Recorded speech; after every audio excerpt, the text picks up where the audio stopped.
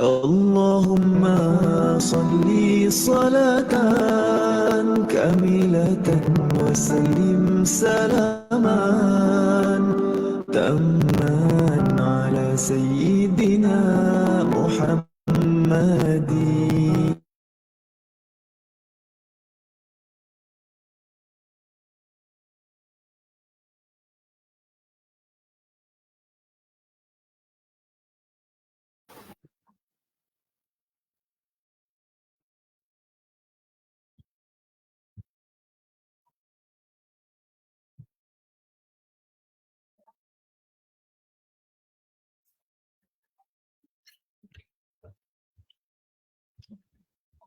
Bismillahirrahmanirrahim. Assalamualaikum warahmatullahi taala wabarakatuh. Alhamdulillahirabbil alamin wassalatu wassalamu ala asyrafil anbiya'i wal mursalin wa ala alihi wa sahbihi ajma'in. Qala rabbi shrah li sadri wa yassir li amri wa hlul 'uqdatam min lisani yafqahu qawli amma ba'd. Allahumma shalli ala sayyidina Muhammad al-Fatih lima ughliq wal khatim lima sabaq nasiril haqq bil haqq wal hadi ila siratikal mustaqim wa ala alihi wa sahbihi haqqa qadrihi wa miqdaril azim amma ba'd. Ya alhamdulillah, syukur kepada Allah Subhanahu wa taala kerana dengan limpah dan kurnianya Allah Subhanahu wa taala dapat lagi kita berkumpul pada malam ni untuk lab kelas pengajian kitab Safinatun Najah yang akan disampaikan oleh Al-Fadil Ustaz Abu Samah. Dalam ni insya-Allah pengajian kelas kita siri yang kelima lah insya-Allah. Jadi sebelum anda serahkan majlis ini kepada Al-Fadil Ustaz Abu Samah, marilah kita buka majlis kita dengan Ummul Kitab Al-Fatihah. Alhamdulillah.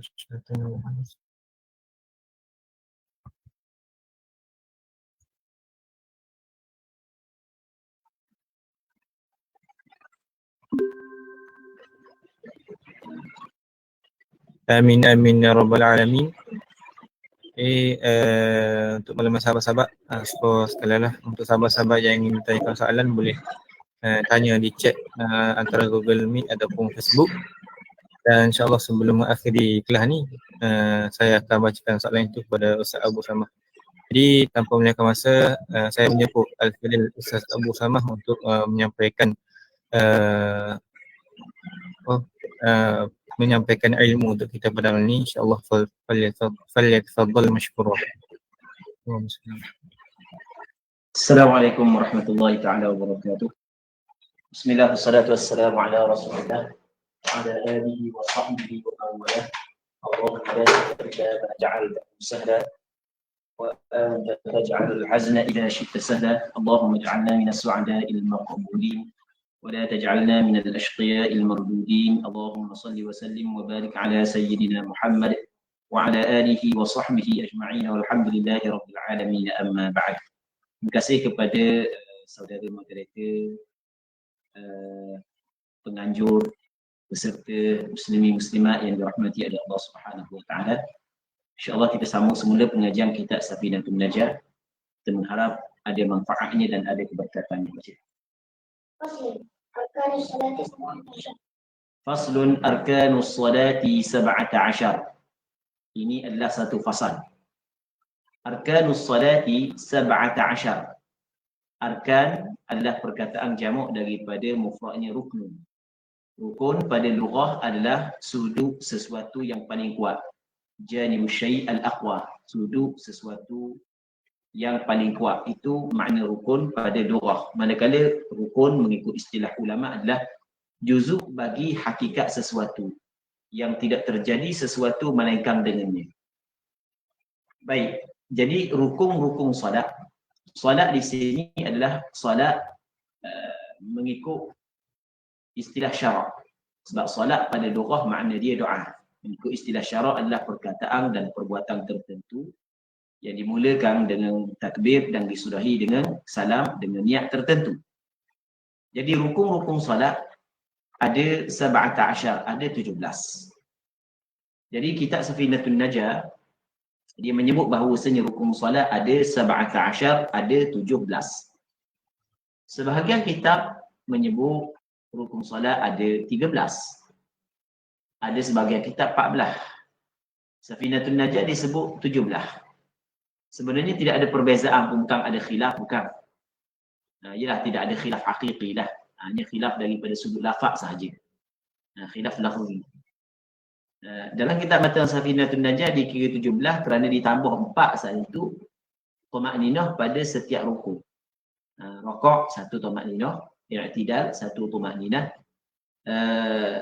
sujud 2 kali 1 tumakninah, duduk antara 2 sujud 1 tumakninah. Jadi ditambah 4, jadi semua sekali 17. Kemudian sebahagian daripada ulama dia tidak menghitung tumakninah sebagai rukun solat yang asli.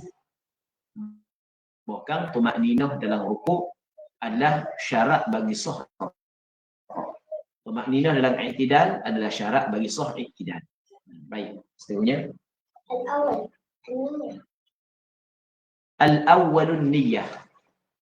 Al-awwal ay ar-ruknul awwal, rukun yang pertama daripada rukun-rukun salat 17 tu adalah niat. Rukun yang pertama adalah niat. Kerana dia? Kerana salat adalah ibadat. Setiap ibadat perlu kepada niat. Maka salat juga perlu kepada niat. Jadi niat salat ia termasuk dalam rukun salat. Lagi. Takbiratul ihram. Al-thani ay ar-rukn al-thani, rukun yang kedua adalah takbiratul ihram. Apa makna takbir? Takbir ni mengucap Allahu Akbar. Ihram mengharamkan. Kerana ucapan Allahu Akbar mengharamkan sebahagian daripada perkara yang harus sebelum. Makan pada asalnya boleh, minum pada asalnya boleh, pergerakan yang banyak pada asalnya boleh, tapi apabila kita ucap Allahu Akbar, maka perkara-perkara tersebut diharamkan kepada kita. Sebab itulah takbiratul ihram dinamakan sebagai takbiratul ihram. Itu yang kedua. Yang ketiga, القيام على قدير الفرد. Al-thalith al-qiyamu 'ala al-qadiri fil fard. Rukun yang ketiga adalah al-qiyam, berdiri.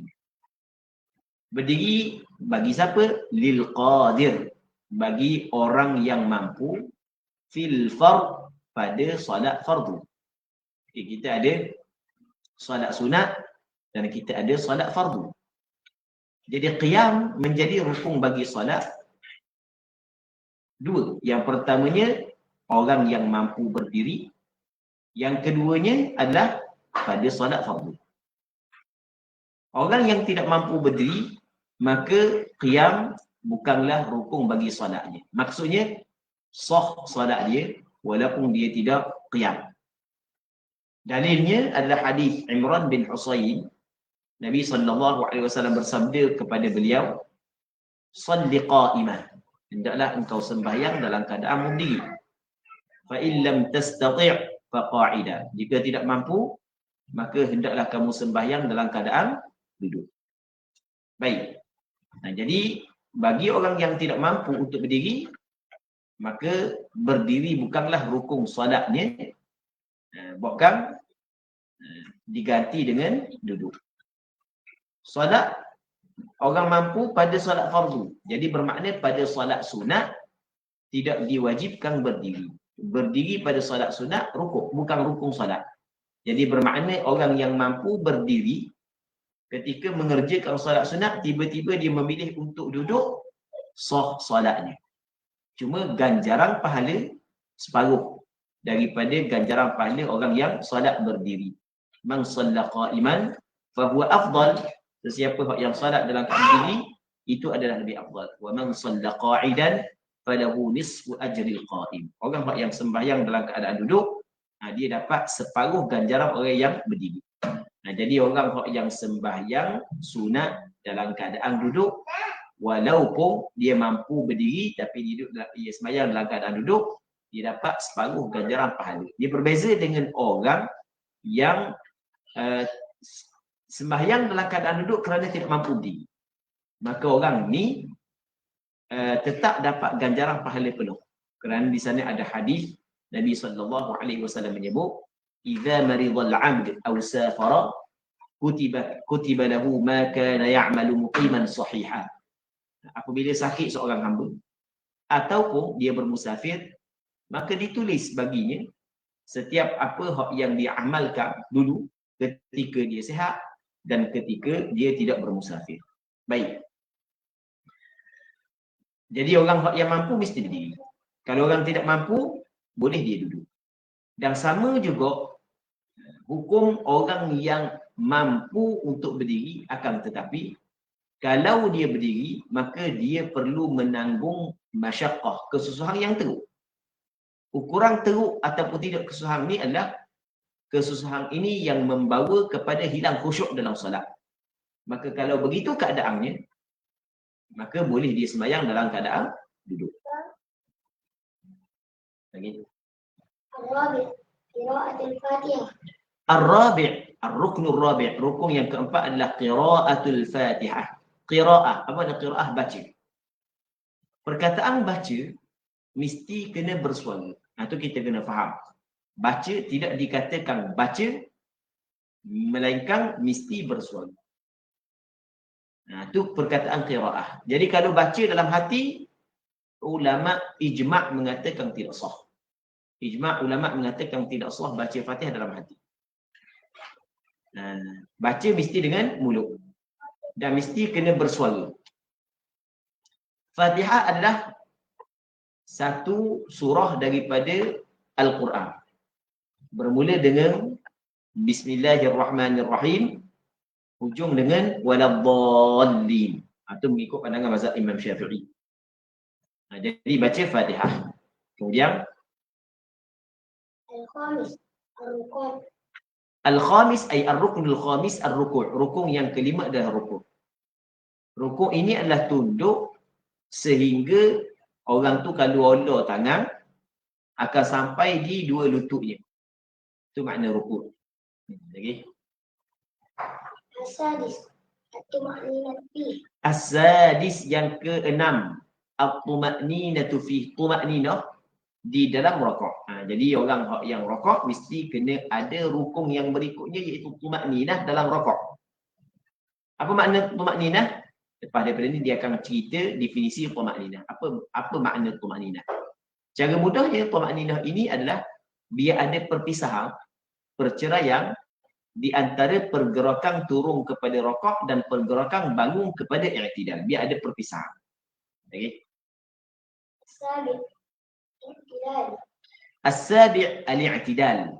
Yang ketujuh adalah i'tidal. I'tidal ni dia kembali kepada qiyam semula setelah daripada dia rokok, sebelum daripada dia sujud. Itu makna i'tidal. Lepas tu yang ke-8 adalah tuma'ninah di dalam i'tidal. Tuma'ninah dalam i'tidal.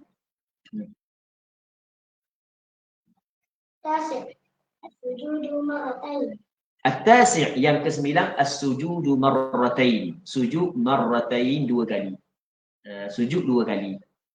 Setiap rakaat sujud 2 kali. Jadi kalau kira tu 2 dah rukun situ, tapi sujud tu walaupun 2 rukun dikira sekali. Oleh kerana sujud dikira sekali.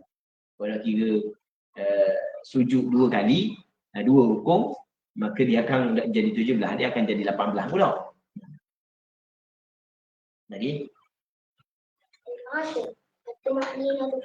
al-ashir yang ke-10 adalah tuma'ninah dalam sujud.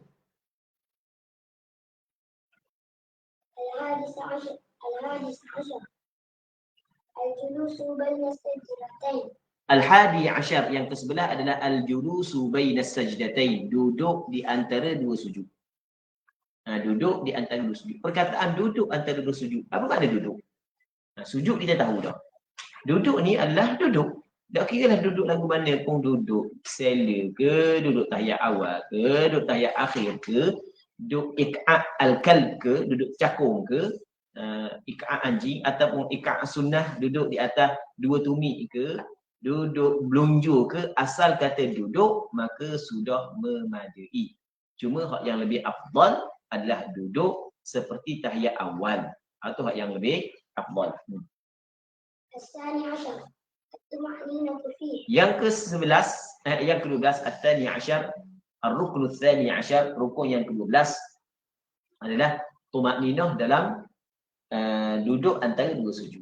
Maksud tuma'ninah duduk antara 2 sujud adalah biarlah ada perceraian di antara bangun daripada sujud kepada sujud yang berikutnya, biar ada perpisahan.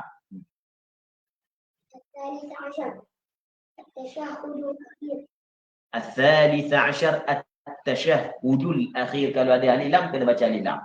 At-tashahhudul akhir, tasyahud akhir. Tasyahud akhir. Kita ada tasyahud awal bagi solat yang 4 rakaat dan 3 rakaat, dan kita ada kita kalau solat 3 rakaat, 4 rakaat ada tasyahud awal dan tasyahud akhir. Kalau solat 2 rakaat hanya ada tasyahud yang sebelum salam sahaja. Tasyahud akhir di sini adalah tasyahud yang sebelum daripada salam. Manakala tasyahud yang selain daripada sebelum daripada salam, dia tidak termasuk di dalam rukun salat.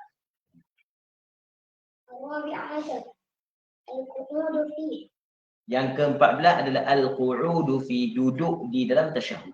Duduk di dalam tasyahud. Jadi ketika kita bertasyahud dalam keadaan duduk. Duduk tasyahud itu termasuk dalam rukun salat lagi.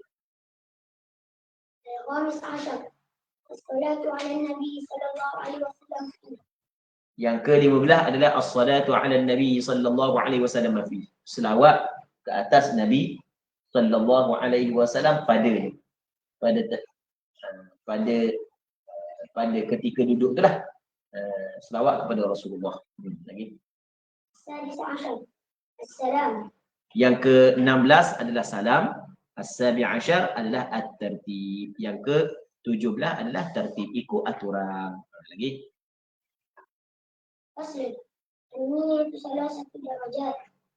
An-niyatu thalathu, bukan thalathatu. Ada ta ke tak? Baca molek. An-niyatu thalathu darajat.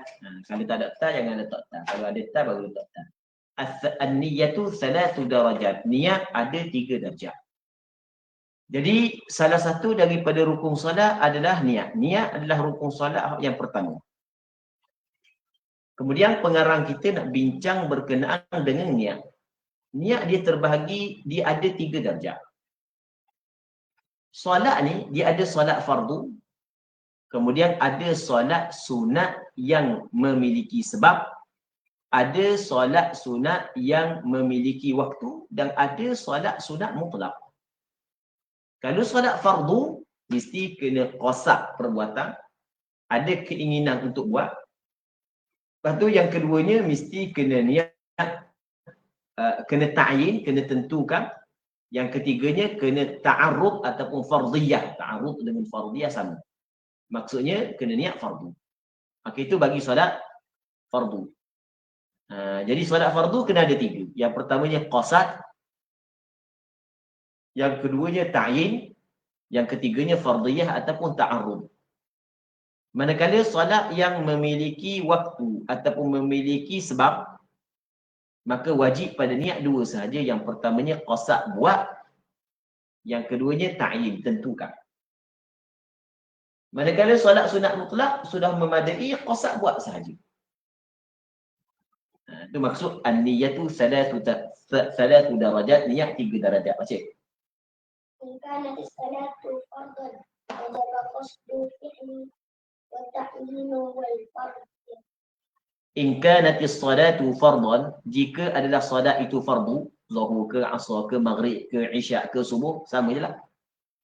Dan bahkan kanak-kanak yang tidak wajib pun mengerjakan solat, tapi dia telah mumayyiz, tetap dia kena berniat seperti orang dewasa. Walaupun solat dia saat itu bukanlah wajib ke atas dia, tetapi bentuk solat yang dilakukan olehnya adalah bentuk solat fardu. Maka mesti kena ada 3.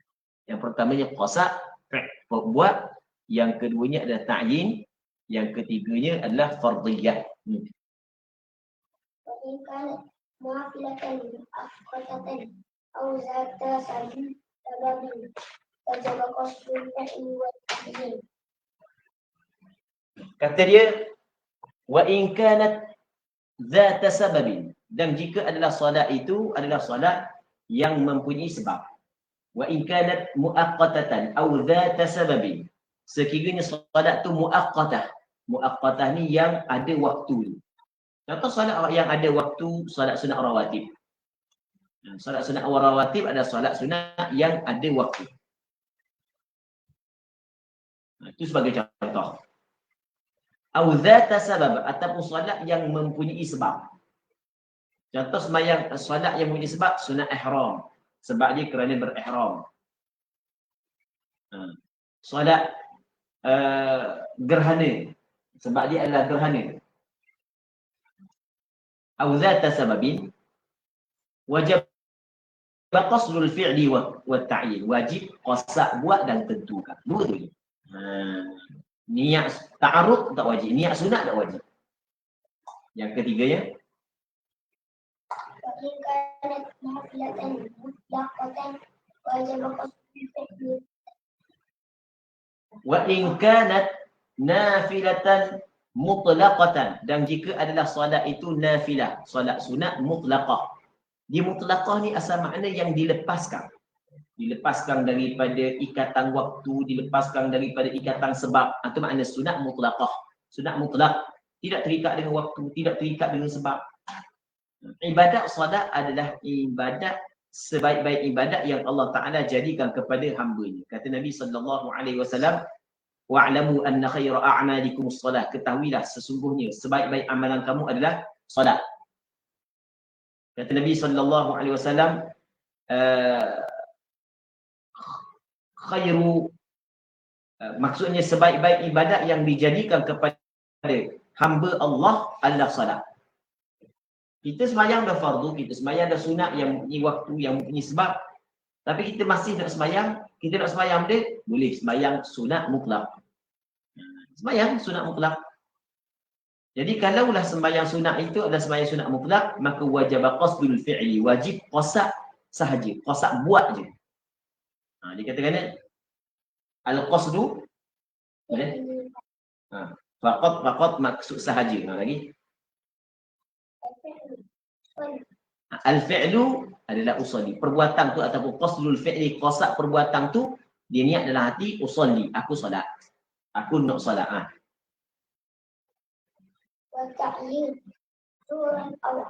Wa ta'yin, ta'yin yang menentukan contoh zuhran atau asran. Aku solat zuhur. Lagi. Wal fardiyatu fardan. Aku solat fardu zuhur. Aku solat qasad fa'il. Fardu, fardiyah, ta'arud, zuhur, tu ta'yin. Wasli, syurut takbiratul ihram 16. Kitab Matan Safinatul Najah dia ada meletakkan syarat-syarat yang cukup penting untuk takbiratul ihram. Sebab takbiratul ihram ini adalah pembuka kepada solat, permulaan solat. Maka takbiratul ihram mesti kena betul. Kalau kesalahan yang kecil yang tidak merosakkan maknanya, maka masih lagi sah. Tapi kalau kerosakan yang besar, yang jelas, yang nyata, kesalahan yang nyata, yang merosakkan makna dia, maka tak jadi takbiratul ihram tersebut. Jadi pengarang kita nak cerita tentang syarat takbiratul ihram. Katanya syurut takbiratul ihram berapa? 16. Syarat takbiratul ihram ada 16. Cuba kita tengok benda 16.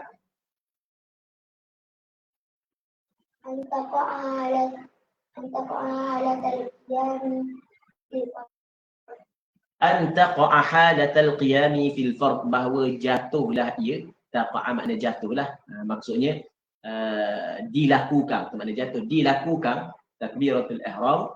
Antaqa'a halatal qiyam, pada ketika berdiri. Fil fard, pada solat fardu. Jadi solat fardu kita kat takbiratul ihram dalam keadaan kita berdiri. Kerana berdiri salah satu daripada rukun solat bagi solat fardu.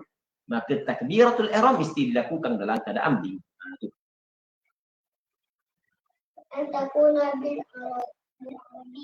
Wa antakuna bil arabiyyah, dan bahawa adalah takbiratul ihram bil arabiyyah, bil lughatil arabiyyah, dengan bahasa Arab. Allahu akbar.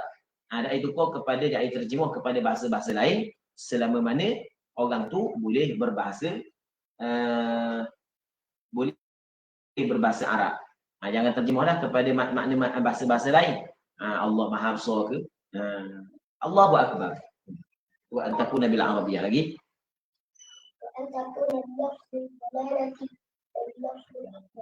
Wa antakuna bi lafzil jalalati wa bi lafzi akbar, dan bahawa adalah takbiratul ihram bi lafzil jalalah, dengan lafaz jalalah. Maksud lafaz jalalah ini adalah lafaz Allah. Lafaz Allah adalah lafaz jalalah, lafaz agung, kalimah agung. Kalimah yang maha agung. Jadi kena guna lafaz Allah. Nama Allah banyak. Walillahil asmaul husna. Bagi Allah nama-nama yang elok. Tapi dalam takbiratul ihram hanya kita kena guna lafaz jalalah, iaitu lafaz Allah. Lepas tu, dan lafaz akbar. Tidak boleh kita guna kalimah yang lain daripada lafaz akbar walaupun makna sama. Allahu a'zam, Allahu ajal, tak boleh. Lagi. Wat-tartibu bainal lafzain. Lafzatain ke lafzain. Wat-tartibu bainal lafzain, dan tertib, ikut turutan di antara dua lafaz, dua kalimah. Jadi Allah dulu baru akbar. Jangan gitu kok akbarullah, tak boleh. Akbarullah tak boleh, kena Allahu akbar. Wat-tartibu bainal lafzain. Lagi.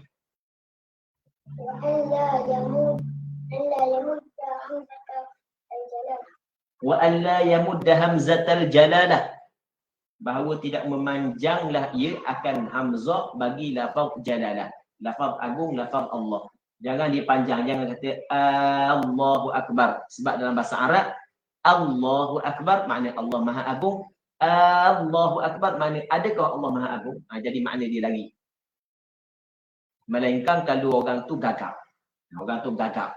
Orang gagap tidak sebut Allahu Akbar, itu dimaafkan untuk dia. Sebab sebenarnya nak kata Allahu Akbar bukan nak kata Allahu Akbar, tak bukan.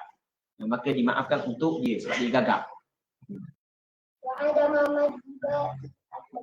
Wa'adamu maddi ba'i akbar, dan tidak memanjangkan ba pada lafaz akbar. Jangan baca Allahu Akbar. Akbar makna lain. Allahu Akbar, Allah Maha Agung. Kalau Allahu Akbar, Allah itu gendam. Jadi lain itu makna dia.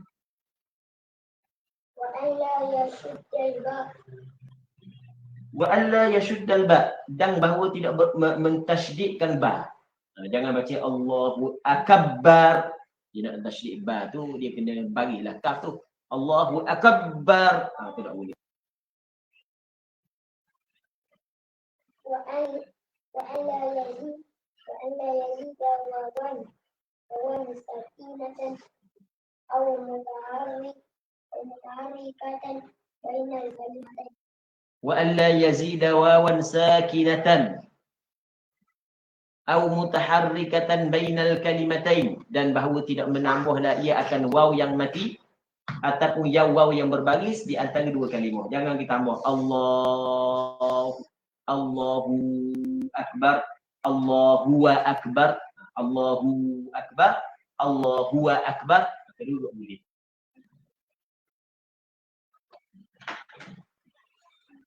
Wa alla yazida wawan qabla al-jalal. Wa alla yazida wawan qabla al-jalal, dan bahawa tidak menambah lagi akan huruf waw sebelum lagi berlafaz Allah. Bila lafaz Allah jangan tambah waw. Yang kata wallahi akbar, wallahu akbar, tak boleh. Okey. Wa alla yaqifa bainal kalimatain takbir waqatan qalilatan ala. Tak ada riwayat sikit lagi. Wa ayasma'a nafsahu wa alla yaqifa baina kalimatayit takbir, dan bahawa tidak berhentilah dia di antara dua kalimah takbir, dicelah di antara Allah dengan akbar. Dia tidak berhenti waqfatan wawilatan, akan sebagai berhenti yang lama, wala qasiratan, dan tidak juga berhenti yang pendek. Gitu kan? Cuma berhenti lama ia memutuskan mualat di antara kalimah Allah dengan akbar. Berhenti sekejap, kalau qasar untuk berhenti, maka dia memutuskan juga mualat. Okey. Wa an yasma'a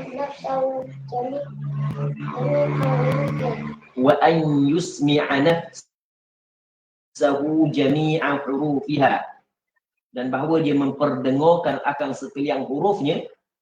Wa an yusmi'a nafsahu jami'a hurufiha, dia memperdengarkan dirinya akan semua hurufnya. Biar semua huruf Fatihah takbiratul ihram dia dengar. Biar bersuara.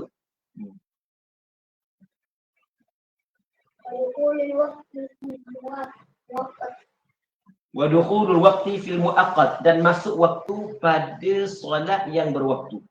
Jadi kita nak takbiratul ihram dia masuk waktu dulu kalau solat tu ada waktu. Wa dukhulul waqti fil muaqqati baru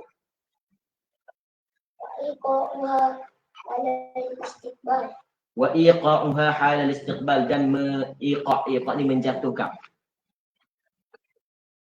melakukan takbiratul ihram halatul istiqbal pada ketika menghadap kiblat. Jadi masa menghadap kiblat orang akan takbiratul ihram. Kalau menghadap kiblat dia akad dah tak boleh.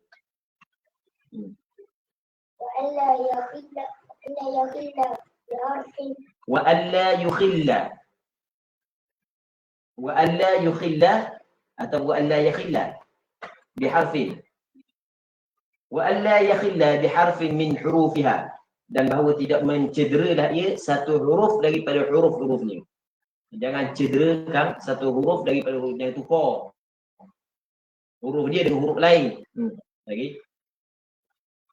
وتأخير تكبيرة المأموم عن تكبيرة الإمام.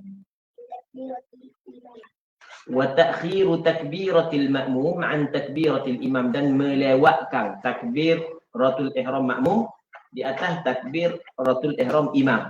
Jadi biar imam sampai bar dulu Allahu akbar, barulah makmum akad takbir. Kalau makmum akad takbir sebelum daripada imam akad takbir ataupun bersama dengan imam sedangkan dia niat menjadi makmum dalam takbir tersebut, maka tidak sah. Maka tidak sah. Tidak sah solat makmum kerana dia bertakbir sebelum daripada imam. Dia kena takbir daripada imam. Kalau dia niat jadi makmum dalam takbiratul ihram, itu tak ada masalah. Lagi. فصل شروط الفاتحة 10.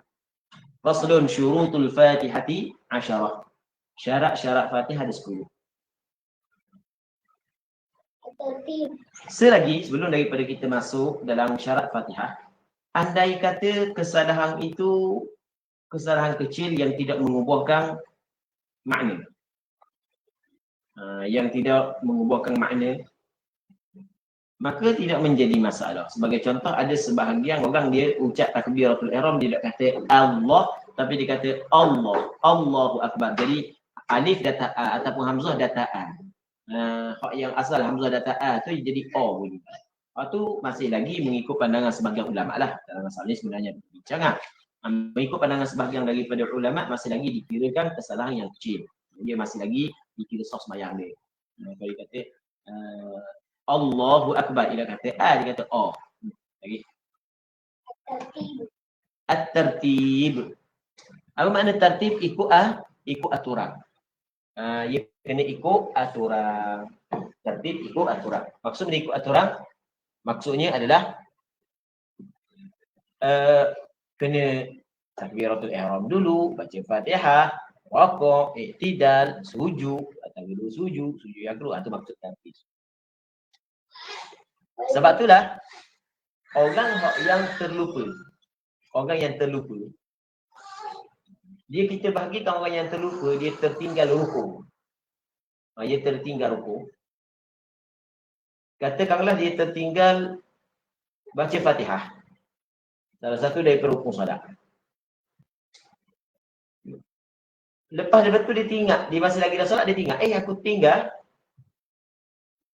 Kalau dia ingat setelah daripada sebelum daripada masuk kepada rakaat yang berikutnya, kalau ingat sebelum daripada sampai kepada rukun yang sama dengan rukun yang ditinggal pada rakaat yang selepasnya, dia tinggal dah sampai lagi, tinggal dah. Tinggal Fatihah masa duduk dalam sujud. Itu antara dua sujud. Maka dia kena bangkit semula baca Fatihah. Wajib kena bangkit semula. Kena baca Fatihah. Ni bukan makmum lah, kalau makmum lain. Orang semuanya seorang. Kena baca Fatihah mula. Lepas baca Fatihah, rokok. Dah tak dia rokok dah. Tidak dah. Tadi dah kira sebab tak ada tapi. Baik. Lagi. Wal muwalatu. Betul? Kena muwalat.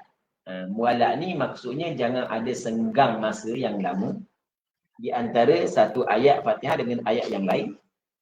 Yang keduanya, jangan diselangi di antara bacaan Fatihah oleh zikir asing.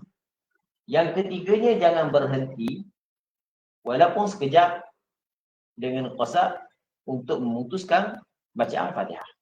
Jadi itu maksud muwalat. Mesti kena ada muwalat. Muwalat ni betul-betul. Jangan ada senggang masa yang lama di antara satu ayat kepada ayat yang lain. Jangan. Kalau lama tak ada sebarang keuzuran, kalau ada keuzuran dimaafkan. Kalau ada sebarang keuzuran saja je baca bismillah, alhamdulillah, tapi berhenti lama baru nak sambung pula. Maka nak sambung bahkan kena baca semula. Sebab itu dah muwalat.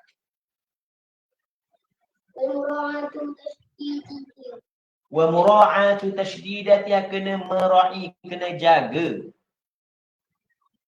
Kena jaga segala tasydidnya. Segala tasydid Fatihah kena jaga. Jangan gugurkan tasydid Fatihah. Sebab tasydid adalah ganti daripada huruf. Menggugurkan tasydid daripada Fatihah bermakna dia menggugurkan satu huruf daripada Fatihah. وأن لا يسكت سكتة طويلة ولا قصيرة يقصد بها قطع الصراط. Wa alla yaqifah, dan dia tidak berhenti di celah-celah ayat Fatihah waqfatan qawilatan, akan sebagai berhenti yang lama. Pada huruf kata lama dah berhenti ni. Au saghiratan yaqsidu biha qat'al qiraah. Ataupun sekejap je dia berhenti, tapi masa dia berhenti tu dia kosak dalam hati untuk memutuskan bacaan bersama baca, nak baca semula. Dia baca bismillahirrahmanirrahim, alhamdulillahirabbil alamin, arrahmanirrahim, sampai situ dia berhenti sekejap je. Jangan kosak untuk memutuskan Fatihah. Tak apa. Malah baca kat gigi sebagai contoh. Maka kalau nak sambung semula, tak boleh dah. Sebab itu dah mualat. Itu dah mualat, kena baca semula.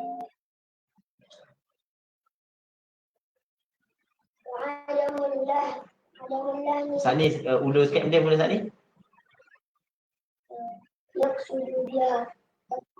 Yaqsudu biha qat'al qiraah, dia qasak untuk memutuskan bacaan. Satu lagi.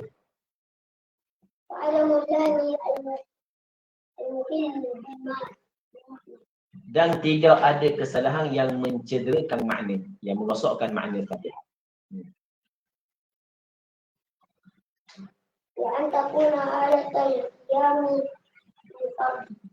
Dan wa an takuna halatal qiyami fil fardhi, dan bahawa adalah Fatihah ini pada ketika qiyam pada solat fardu. Ketika qiyam solat fardu.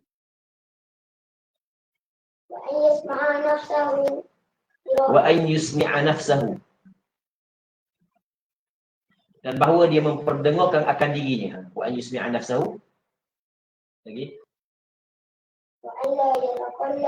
Dia mesti kena mendengarkan bacaan Fatihah kepada dirinya sendiri. Lepas tu alla yatakhallalaha dzikrun ajnabiyyun, bahawa tidak diselangi di antara ayat-ayat Fatihah oleh zikir ajnabi.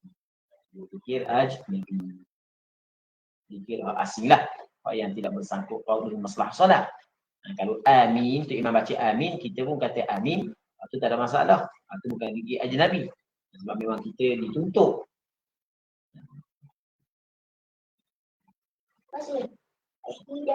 Jadi kalau zikir ajnabi memutuskan mualat Fatihah. Kalau bukan zikir ajnabi tidak memutuskan mualat Fatihah.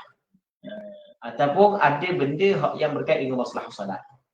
Dia ucap subhanallah kerana ada benda yang berlaku kepada imam untuk masalah solat. Lagi. Tasdidatul Fatihati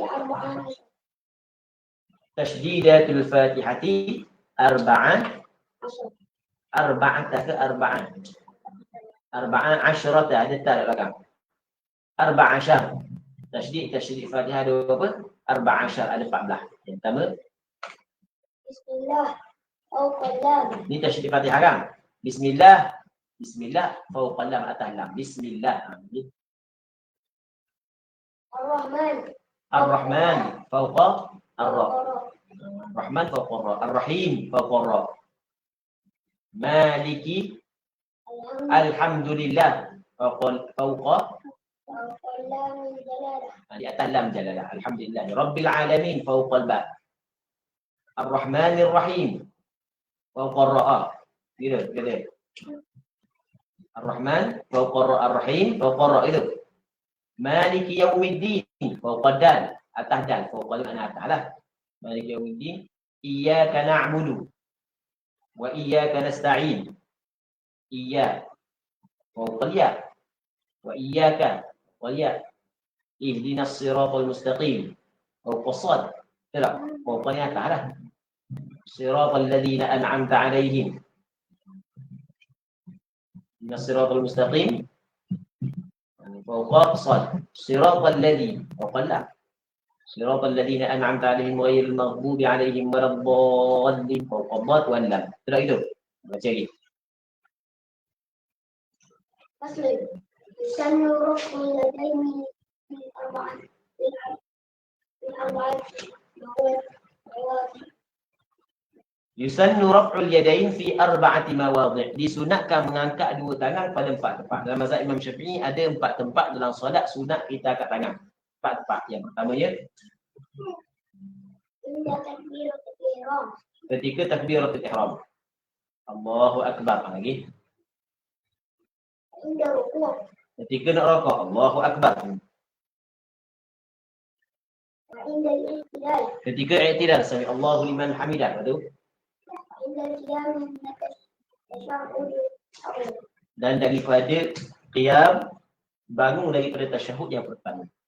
Jadi bukan setiap kali kita bangun daripada tasyahud yang daripada sujud ke, setiap kali kita bangun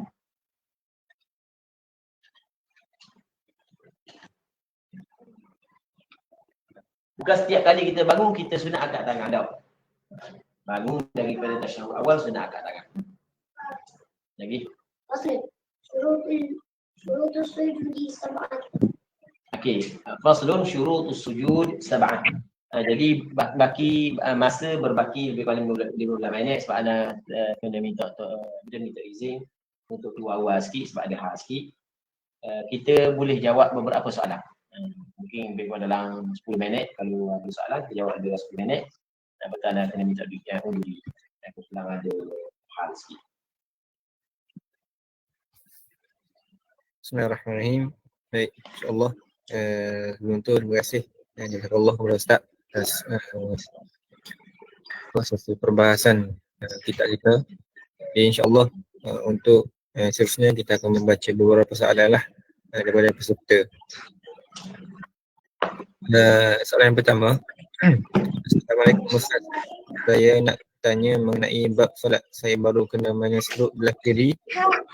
Saya solat duduk dengan cara kaki diri di depan menghadap ke kanan. Dan kaki kanan tu saya nak tanya mengenai bab solat. Saya baru kena minus stroke belah kiri. Saya solat duduk dengan cara kaki kiri di depan menghala ke kanan. Dan kaki kanan tu saya lipat macam duduk tahiyat akhir. Rukuk separuh dan sujud. Kaki kiri tegak dan duduk antara sujud atas tapak kaki. Boleh ke? Pencerahan sikit boleh. Baik. Bagi orang yang ada keuzuran, solat sekadar mampu. Buat lagu mana pun tidak menjadi masalah. Nak duduk lagu mana pun tidak menjadi masalah kalau dia tidak mampu untuk berdiri. Wallahu a'lam. Soalan yang kedua. Assalamualaikum Ustaz. Izin bertanya, disebabkan kekurangan air, bila ingin istinja kita guna tisu, tapi tisu tersebut dibasahkan terlebih dahulu. Bolehkah guna kaedah tersebut? Ketika istinja ke? Betul Ustaz. Kalau dia ambil tisu yang kering tu, dia ambil tisu kering, lepas tu dia pun basahkan tisu. Lepas tu masa dia istinja tu, dia pun meneperah tisu, air menitik di atas tempat keluar najis, maka sah istinja tersebut. Tapi kalau sapu je tidak mengalir air, maka tidak sah kerana disyaratkan basuh ni kena mengalir air. Allahu a'lam. Boleh ke soalan? Boleh. Soalan yang seterusnya. Assalamualaikum Ustaz. Saya tak faham pasal cara guna batu untuk beristinja. Cara guna batu untuk beristinja. Okey, cara guna batu untuk beristinja. Katakanlah orang lelaki, dia kencing. Dia istinja ni adalah untuk menghilangkan kekotoran, kencing dengan begok je.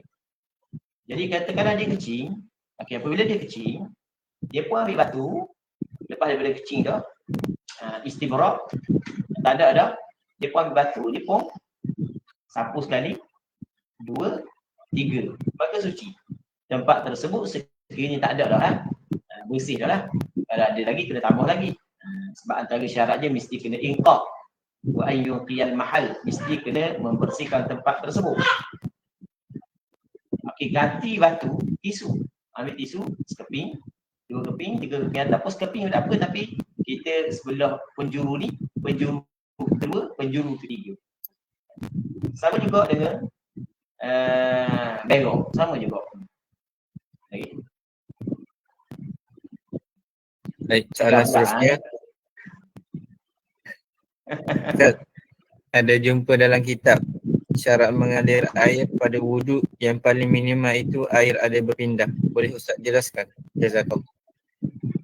Kerana sekali lagi, Ustaz, saya ada jumpa dalam kitab syarat mengalir air pada wuduk yang paling minimal itu air ada berpindah. Boleh Ustaz jelaskan? apa maksud mengalir? Apa maksud mengalir? Mengalir ni, cakap mula kalau kita letak sini, dia akan gerak sini. Kita gerak sini, dia akan gerak sini. Itu makna mengalir. Bukan mesti, kalau letak sini, dia mesti kena bergerak habis. Kalau misalnya ada satu kawasan rumah kita tu, kita pun basuh biar mengalir supaya luar. Mengalir sampai ke tepi luar. Bukan begitu. Bukan begitu. Jadi kalau kita basuh sini, air pun mengalir, berpindah, mengalir. Tu jelaslah mengalir ni, bahasa kita rasa jelas semua. Soalan yang seterusnya. Tempat yang boleh suci dengan batu sudah kering, tapi lepas tu dia qada hajat lagi di tempat sama, semua boleh guna batu lagi. Jadi pada asalnya tempat yang dia qada hajat tu kering dah. Lepas tu dia pergi qada hajat, tidak istinjak lagi lah, dia pergi qada hajat pula. Lepas tu jadi basuh semula. Adakah boleh dia istinjak dengan batu? Jawapannya wallahu a'lam, mana lupa. Tapi ini disebut dalam kitab, ada lupa. Ini disebut dalam kitab, tapi ada lupa. Nanti kita jawab pada malam esok insya-Allah kalau anda ingat. Boleh tak? Soalan. Boleh. Dua ni. Boleh. Soalan seterusnya, adakah orang yang beristinjak dengan batu akan membatalkan solat orang lain kalau bersentuhan dengannya kerana menanggung najis? Ya, pandangan sebahagian daripada ulama fiqh hanya dimaafkan untuk orang tersebut sahaja. Hanya dimaafkan untuk orang tuang empunya tubuh. Itu pandangan sebahagian daripada ulama fiqh. Wallahu a'lam. Soalan terakhir. Assalamualaikum Ustaz, adakah wajib bagi penumpang untuk cek sama ada keputihan atau tidak setiap kali sebelum solat, ataupun hanya wajib cek sekiranya yakin keluar keputihan? Ya. Jadi sebenarnya bab keputihan tu ulama berbeza pandangan, adakah suci ataupun najis, ada perbezaan pandangan di kalangan. Jadi kalau ulama yang mengatakan suci, okey, maka jelas. Kalau dia sembahyang bersama dengan keputihan tetap sah sebab bukan najis.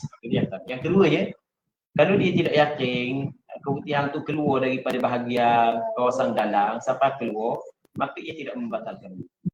Jadi kalau ada sangkaan yang kuat bahawa sejing ada keputihan yang keluar, yakin keputihan keluar daripada bahagian dalam sampai keluar, maka jelas batal wudu. Kalau tidak yakin, ia tidak membatalkan. Wallahu a'lam. Jadi pendek kata, tidaklah wajib. Dia kena cek semua, tak wajib. Macam kita kata kita lah, orang lelaki pun sama. Adakah wajib kena cek setiap kali nak solat takut ada najis keluar? Jawapannya tak wajib cek. Melainkan kalau kita rasa ataupun kita sedar ada, baru jelas lah. Kita kena basuh lah. Wallahu a'lam. Alhamdulillah.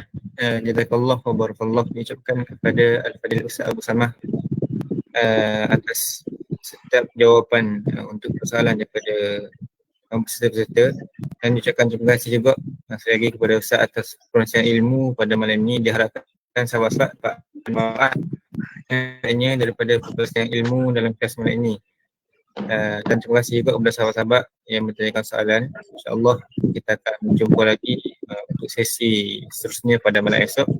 Sebelum kita tutup majlis, kita doalah sikit daripada Ustaz, insyaAllah. Bismillah, wassalatu wassalamu ala rasulillah wa ala alihi wa sahbihi wa man wala. Allahumma anfa'na bima 'allamtana wa 'allimna ma yanfa'una wa 'allimna ma jahilna wa dhakkirna ma nusina.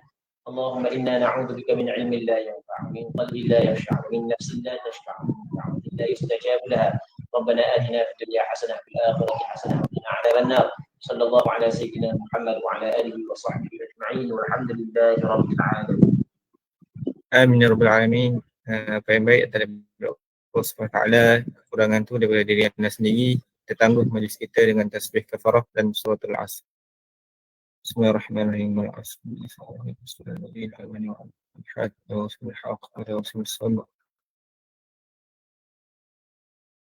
Wallahu alam. Assalamualaikum warahmatullahi taala wabarakatuh.